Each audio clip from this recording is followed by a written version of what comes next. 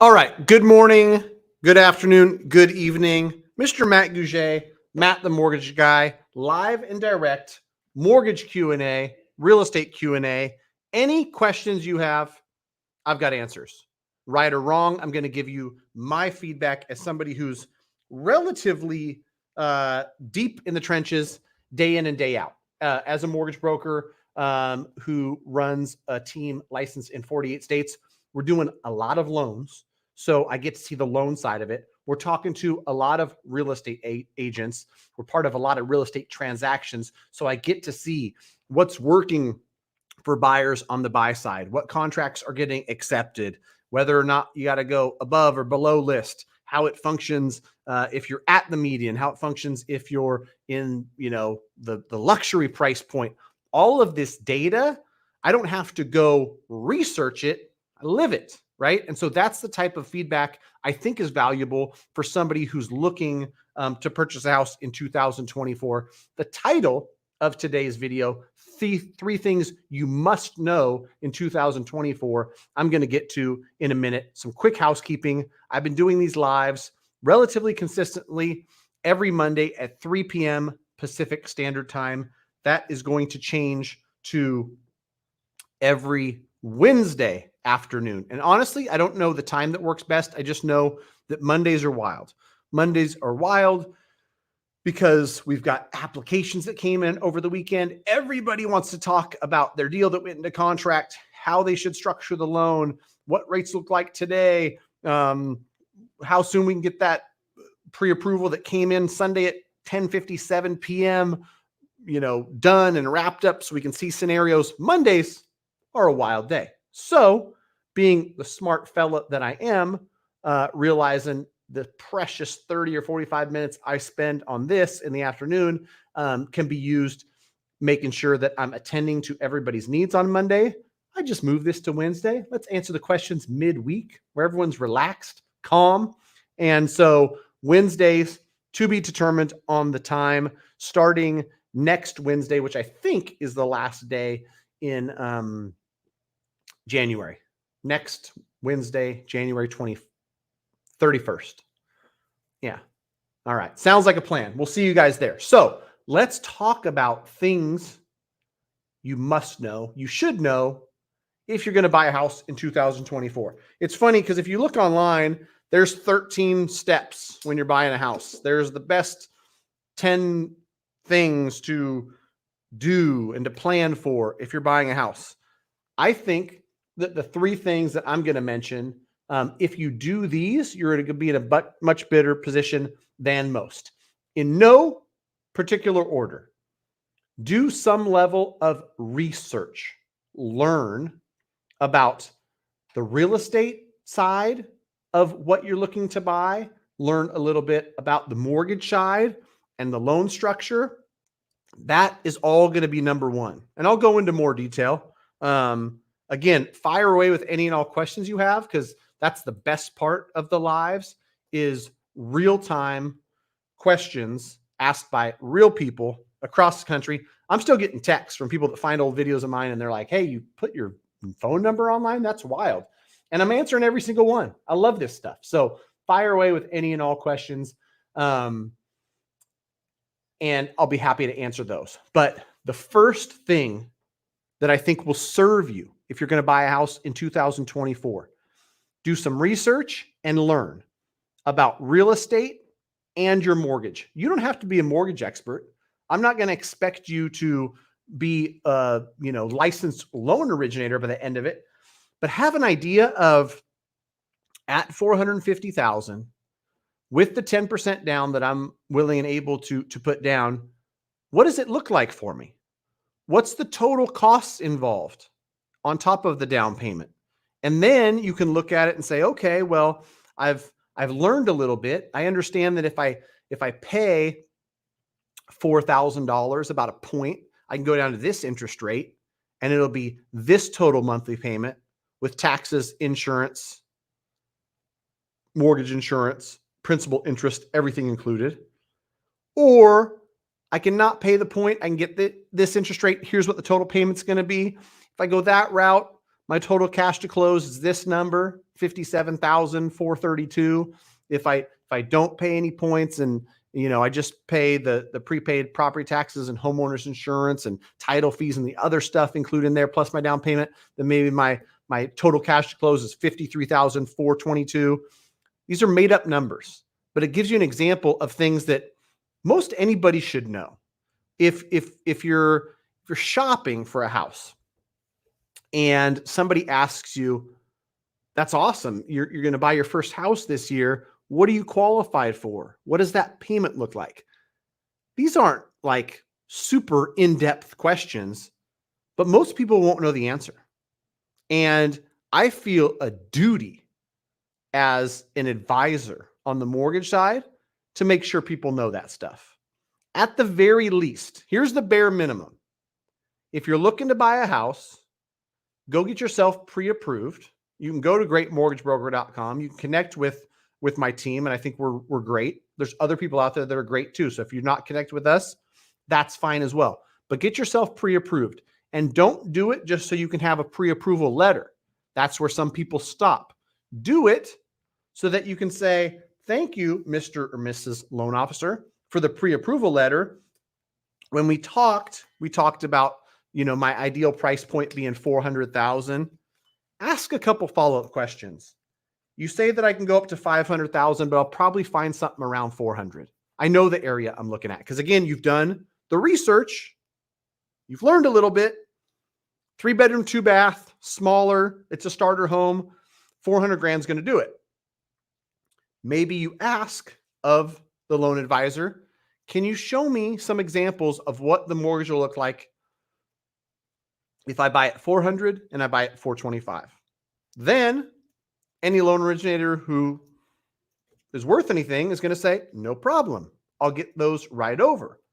They'll send you $400,000, $425,000. Some, like us, might even have an editable Excel sheet where you can do it yourself, and you can go 400, 410, 417, 425. It'll auto populate. Here's the total monthly payment. Here's the total cash to close. Some conversations maybe around whether you should or shouldn't pay points. All this stuff educates you and empowers you so that when you're out there shopping with a great real estate agent and they're showing you houses, you don't have to say, give me a day or two to think about it. I don't know if this fits into our budget. You already know it all. At $425,000, that's a monthly payment we're comfortable with. And that's a cash to close number that we've got that in the bank plus some other reserves. So if your agent says, hey, it's probably going to take a $415,000 to get this offer accepted, are you comfortable writing an offer at $415,000? Fire. Let's go. That's where you want to be as a buyer. You don't want to be in position with a bunch of uncertainty. It's already a big purchase. It already should be a little bit exciting / nerve-wracking. Big things that you've never done before are going to be that way. But the more prepared you are, the more you learn and the more you research and the more you know, the more you can lean towards excitement and not fear, uncertainty, doubt, and all the other scary emotions, right? Let's lean towards the fun emotions of it. And that's what it can be. So learn and research is number one. Number two is find pros. There are plenty of real estate agents in every single market. I made this joke with somebody earlier. I don't know if it landed. Easier to get your driver's license than it is to get your real estate license. And real estate agents, I'm not picking on you. I could probably say the same thing for loan originators. Getting licensed is not the hard part. Being good at either one of those professions is the hard part. So if you connect with a pro who does it all day, every day. I've talked to real estate agents that after 5 minutes, I'm like, this is somebody who I would trust to handle the largest purchase of my life. This person in 5 minutes explained to me pros and cons of this neighborhood versus that, told me the 7 past sales that have happened in the last 90 days in this specific pocket of this specific neighborhood. They know the Joneses sold 123 Main Street for 445. Very updated, very nice house. They walked through it. They explained it to me in detail off of memory. 2 doors down, they remember this house that was smaller that sold for $399 90 days ago. They can also tell you about the one 4 blocks over that because it backs up to railroad tracks, it sold for $385, but it was a nice house, needed some updating. This is the kind of information that if you're a real estate agent and you're active and you're doing deals and you're networking with other agents and you're walking through inventory, it's just second nature. Same goes for the mortgage side. When I talk to people, I'm not the smartest dude. I don't have a degree from Harvard, but I can talk mortgages probably in my sleep because I'm doing it all day, every day. You need pricing on something? I can pull it out of my head because I've priced 17 different loans today. If you need an example of something that might go wrong for a certain borrower type with a certain type of employment, with a certain type of loan structure, I can pull it out of here because I've done 1,000+ loans. Not that I'm a rocket scientist with, a biomechanics master's degree or whatever smart people study in school. I've just done a lot of loans, so I know a thing or two. So get with pros. Got it? Get it? Good. GreatMortgageBroker.com. Probably a good place to start with the mortgage side. Last but not least, and this is 2024 specific advice. Be realistic. This is specific to 2024 because we have lived through different markets. And the last half of 2023, we saw a real estate market that leaned towards being a buyer's market. As rates went up, all the way until October when rates were at 8%, this froze buyers. And so there wasn't competition in most markets at most price points. This allowed great opportunity for buyers that were active to go out there, ask for enough credit to do a 2-1 buy down, ask for $25,000 less than list price.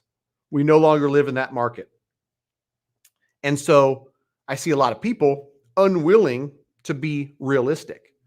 Realistic in that this place is at or near the median, meaning there's a lot of people who are willing and able to buy this house at $500,000, given the market, right? If the median is 220 where you live, then I'm talking 220. If you're in, Sacramento and the median price is 500 plus, then that's the median I'm talking about. But entry-level price point, no matter where you're at in the country, there's going to be a lot of buyers that are willing and able to buy at that price point. Big buyer pool. So it's going to be competitive. It's going to be more competitive than it was last year. Limited inventory, more competitive. Rates coming down, more buyers coming, more competitive. So be realistic. Don't think that you're going to go in there, the most beautifully remodeled house in the best neighborhood, priced competitively. You're going to go in there and offer 20,000 less than list. It just won't happen. Go back to finding pros. Pros will shoot straight with you. Pros will say, no, you can't write at 490. You know why? I called the list side. I've done 4 transactions with them. I know who they are. They've got 4 offers already. Their 4 offers all start with a 5. Us writing an offer that starts with a 4 has exactly 0% chance of getting accepted. So let's not waste your time or energy signing an offer at 490. Let's either decide that we want to submit a competitive offer or just pass up on this house and go look at something else. So being realistic is really, really important. And it goes for price. It goes for monthly payment. It goes for a lot of stuff. I still get people that unfortunately call me and they haven't run the numbers. They have no idea what it looks like. And they want to buy a $500,000 house, but they want a $2,000 a month mortgage payment. That unfortunately is no longer realistic. It just doesn't exist, right? If you want to put down $350,000, I can probably get you there. But buying a house at this price with this down payment and having this as a monthly payment just does not exist. So rant over. Learning and research is number one. Finding pros is number 2. Being realistic is number 3. I like these 3. I'm probably going to make a long form video on it. Thanks for entertaining me and my rant. Now, fire away. Questions, comments, concerns. Where you're at in the country, what concerns you have, what you think 2024 is going to bring. Any and all questions, please bring them. Bring them all to me at once. Where is my boy Brian Adams? Coffee is on me. My man. $10 super chat. Look at this. Matt the Mortgage Guy mug. I've got coffee in here, and I appreciate you, Brian, because Temple Coffee is my favorite. It certainly is not free. I was looking around to see if I have a bag of beans in here. I don't, but a bag of beans, they're charging like $24 for it now. Just brew it in the office, add some oat milk to it. Oh my gosh, it is phenomenal. Last time I went to Temple, I ordered a, what was it? Some kind of orange mocha. It was $8. Now that's crazy. Now I've not been known as a frugal man, but $8 for a cup of coffee, that's wild. Especially when I can brew the good stuff in the office, add some oat milk, and then just enjoy it here. I heated this up before 3 p.m. live too. I'm all about some warm coffee and oat milk. So I appreciate you, Brian. Thank you for that. All right. Who else we got here? All-nighter hider. He came on. Once he came on at 3:01, I knew it was time to start. So thanks for getting us started. When you type home, I'm assuming that's primary and not rental, or do you distinguish? I'm going to use the info regardless. I guess you're talking about if you're buying a home in 2024, these 3 pieces of advice. This is a good question, all-nighter hider, one I haven't considered. Let's do it in real time. Let's watch the wheel spin in the brain. Learning and researching, as important or more important if it's an investment property. So that one checks. Find pros, as important or more important if it's an investment property. On an investment property, this is great. Thank you for this question. On investment property, it might be a different pro though. On the real estate side, there might be somebody who is phenomenal in the desired zip code that you're looking to buy a primary home. And they know things that buyers are looking for. They know how to find a 3-2 that's got a great layout because you got 2 kids and it allows for great family living, whatever the case may be.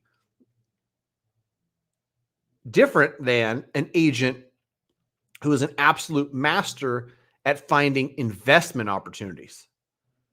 They go out and they can find a property that has a lot where this thing is probably a break even as a long-term rental. But if you add an accessory dwelling unit to this large lot, this thing becomes a cash flow monster.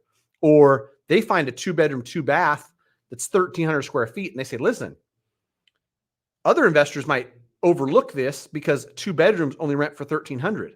But we got 1,300 square feet. You could add an extra bedroom for less than 10 grand. You make this a 3-bedroom.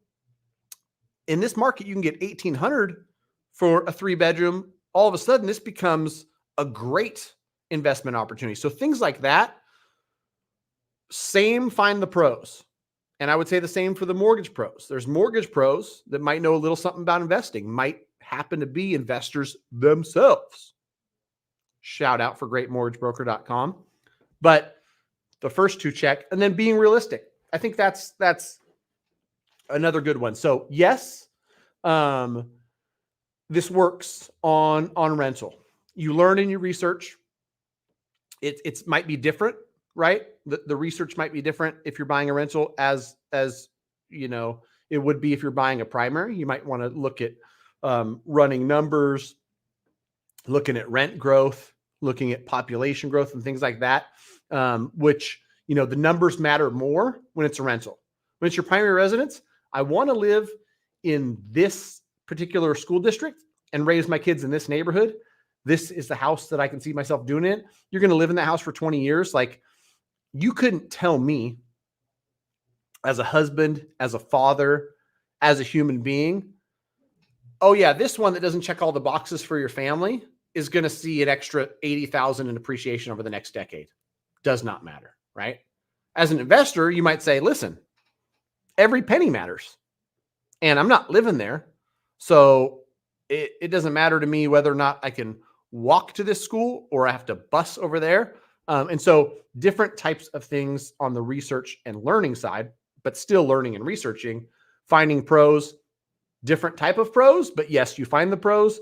And then being realistic, I think is another one. I've got investors that are buying in California. They know the power of a long-term buy and hold. Rents go up, homes appreciate, tax write-offs continue to happen. They will be realistic enough to understand I'm going to get all this appreciation, this rent growth, all the other great things that come with it, even if the thing breaks even or loses a few $100 a month. And I'm okay with that. They're not in some la land that they're going to buy a rental in California. It's going to cash flow $1,000 a month and they're going to build, a couple million in equity over the next decade or two with a couple properties. So enough with that rant. It works for both. Thanks for the question, brother. All right. David Simpson. Matt, I think you have discussed this before, but can you tell us here where you think rates are going and will the ARM become popular again? Thanks for all you do. I don't think the ARM's coming back. I talked to somebody about as high up as you can get in the mortgage space that told me ARMs won't be a thing in 2024. And if you don't trust me, you should trust this dude. He's pretty smart. He happens to know a thing or two about mortgage and does a couple $100 billion in them. And, there's going to be some one-off scenarios where this specific loan at this specific price point, it might make sense to do an ARM, but I don't think they're going to, there's certainly not a place now where fractionally better in rate, like less than 1/8% better in rate or $600 better in cost is going to have you go do a 5-1 ARM or a 7-1 ARM as opposed to a 30-year fixed. And so that's the first part of your question, or the second. The other part is just where rates are going in general. Rates will go down, but the more we see conflicting data and the more we hear from the Fed, to put it in simple man's terms, as they cut the Fed funds rate, we'll see mortgage rates follow shortly thereafter. They've said it in plain English that they're not going to cut too soon, because the worst thing they can do is cut, have inflation come back, and then have to raise rates again to combat inflation. So they're going to make sure inflation is under control and for sure. So they'd rather wait too long than cut prematurely, which in my brain, when I hear that, is we ain't cutting in these first few meetings of 2024, so don't count on it. So with all that being said, the trajectory of rates downward. Fed rate cuts coming? Yes. Mortgage rates lower 12 months from now? Yes. Drastically lower? Probably not. Will rates be lower in 24 and 36 months? I think so. And so I just wouldn't expect it to be anything that happens super fast. Here's the best part. This is probably the best case for the health of the housing market. If rates are at 6, 7, or whatever number we're at today,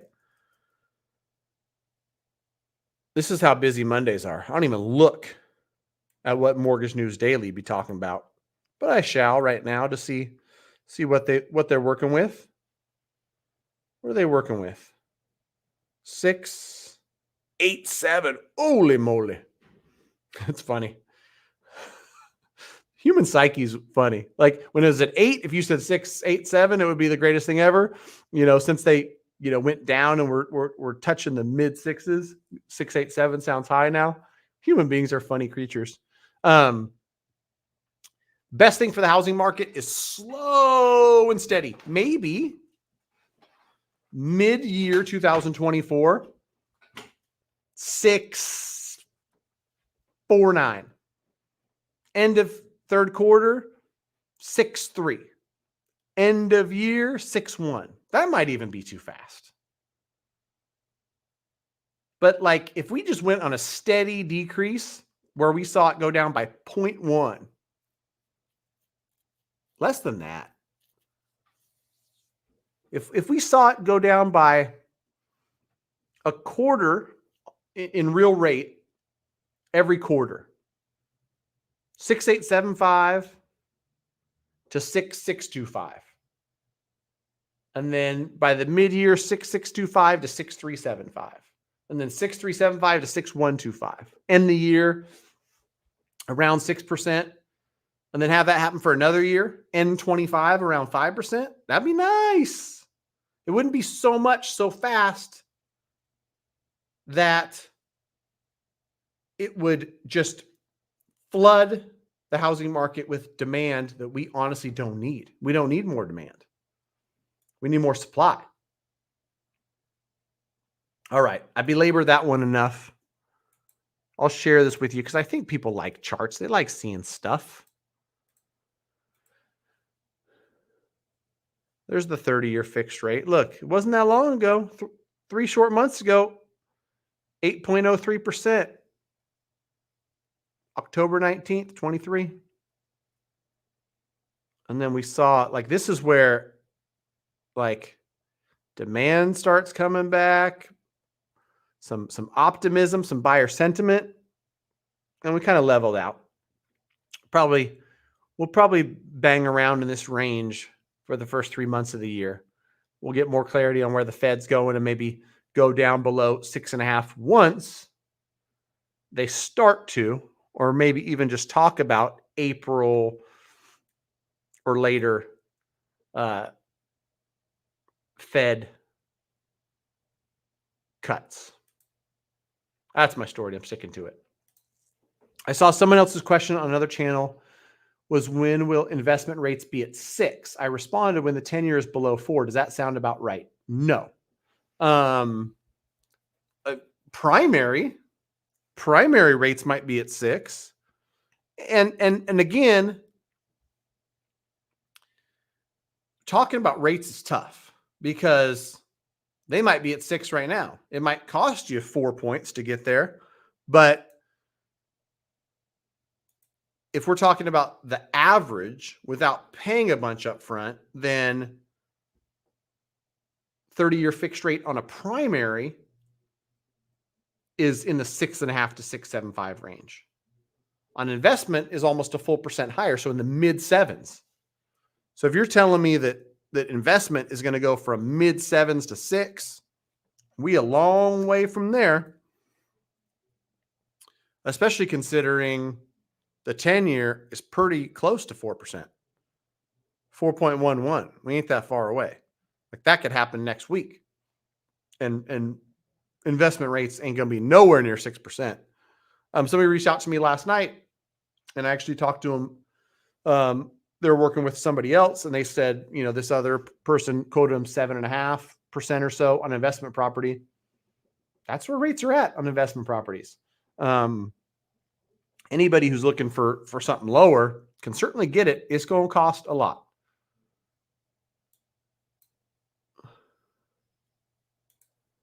VQuez, thanks for being here live. I appreciate you. Fire away. Any way I can help, any questions you got, more than happy to answer. And I probably got another 10 minutes or so in me. So fire away. I'm gonna go through these questions rapid fire.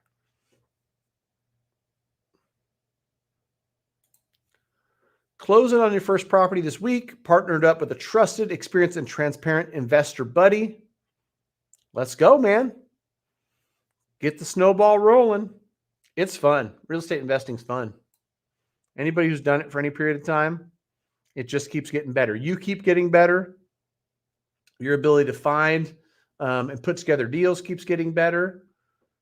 The magic of holding real estate, where you're like, oh my gosh, when I first bought this property, my payment was this.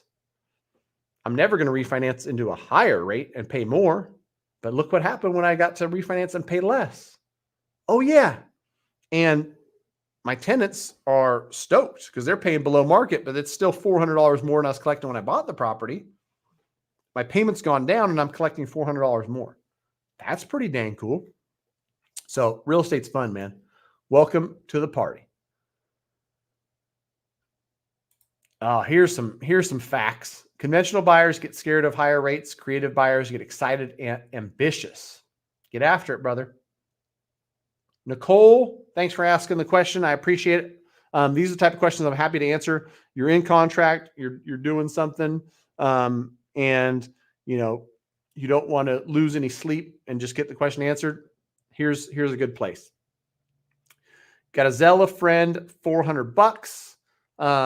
The underwriter will not question that.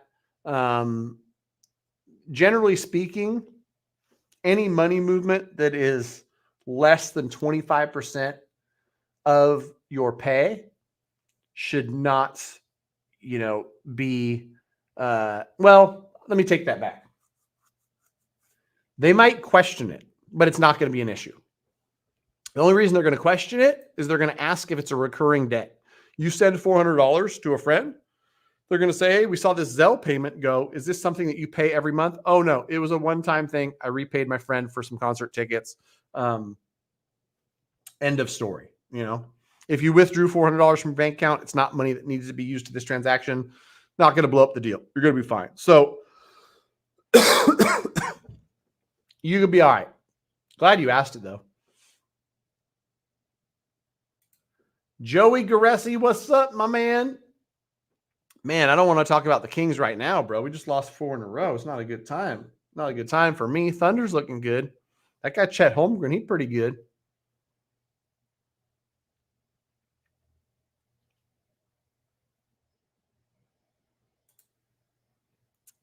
Now to a question I haven't thought of. Is it possible to attempt rate buy down 2-1, 3-2-1 on an arm? No, sir. And back to the earlier point about arms not really being a thing. There ain't no real good reason for getting into a adjustable rate mortgage right now. I don't know. Are you still seeing in Oklahoma City that you can get enough credit to do a 2-1 or a 3-2-1? In a lot of markets I'm working in, we've fully transitioned. We know we can't get that much credit. If we can get enough credit for a 1-0 buy down, we're happy with that. It's just we're not living in a time where there's enough seller credit floating around. Give it for a 3-2-1 or 2-1 buy down.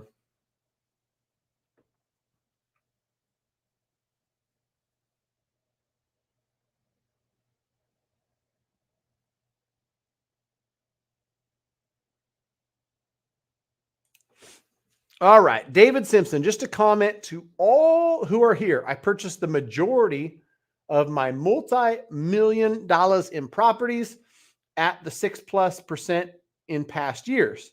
This interest rate is very doable for both home and commercial rates. Whereabouts you at, David? I'm curious to know where you're at and what type of properties. You buying single family, you buying duplex, triplex, fourplex. Either way, I know it's possible too, because there's people doing it all around me, people that are getting into deals every single day that make sense. And, it takes a little bit more ingenuity. But the cool part is all the ingenuity it's taking to create deals in this environment. Imagine if there's an environment where rates come down or there's more opportunity. The people that are honing their craft and their skills of deal finding now will only have that much more deals to work with when more inventory comes on. So thanks for that. I appreciate it. All right. When in doubt, zoom out. Good one-liner, Mr. Hyder.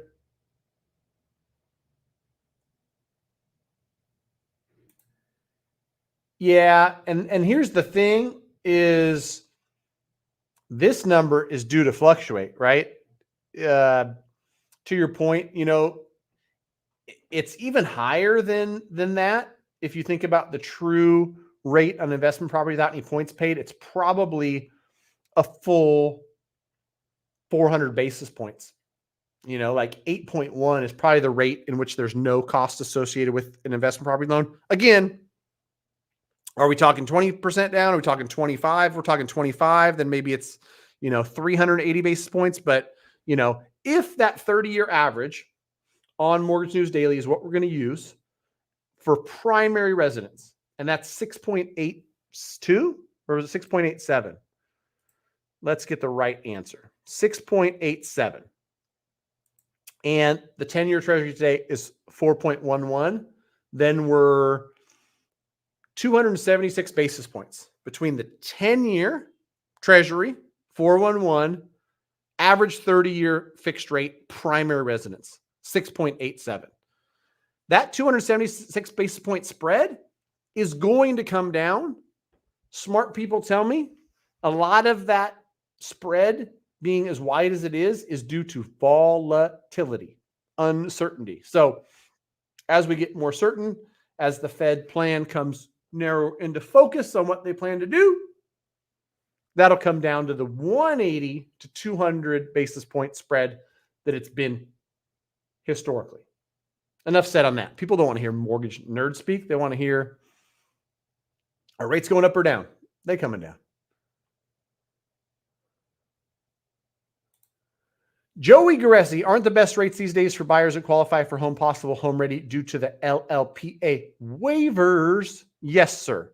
If you are buying a primary residence and you qualify for Home Possible as Home or Home Ready, first-time home buyers within the income limits, then any add-ons for 3% down, 5% down, 722 credit score, adjustments to the rate is what I mean when I say add-ons, are stripped so you get a better deal. Usually equates like a quarter to 3/8 better in rate. If all that went over your head, it's all good. You just got to talk to mortgage professionals that know what the heck they're doing. Sometimes I don't even get into the nitty-gritty like this with the buyers themselves. All they need to know is I'm getting you the very best deal. And I'm getting you this sweet deal because you're under the income guidelines for this county. You're a first-time home buyer. You fit. Home Possible. Sweet looking deal.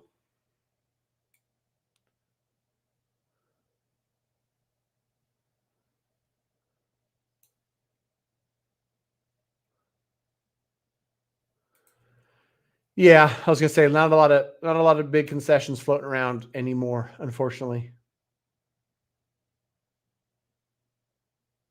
All right, at least one fan of the nerd speak.